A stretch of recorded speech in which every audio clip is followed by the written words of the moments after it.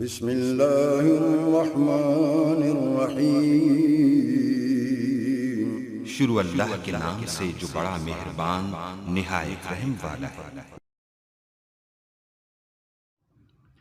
بسم اللہ الرحمن الرحیم۔ السلام علیکم ناظرین، آپ دیکھ رہے ہیں بریلیئنٹ PSA۔ میں ہوں آپ کا ڈاکٹر شاہد چشتی۔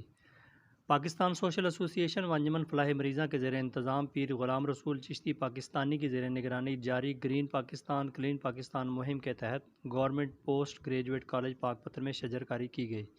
شجرکاری کا افتتاح کالج کے بیلدار ناظم نے اپنے ہاتھوں سے پہلا پودا لگا کر کیا۔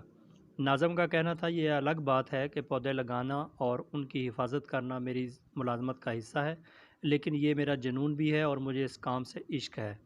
اس موقع پر پرنسپل ڈاکٹر مسعود الشریف، پروفیسر یعقوب چشتی، سیکرٹری جنرل PSA حکیم لطف اللہ، ڈاکٹر شاہد مرتضیٰ چشتی، پروفیسر محسن رضا جویہ، پروفیسر بخت یار ظفر، پروفیسر عمر گڈو اور کالج کے دیگر اساتذہ و ورکرز بھی موجود تھے، جنہوں نے اپنے ہاتھوں سے پودے لگائے۔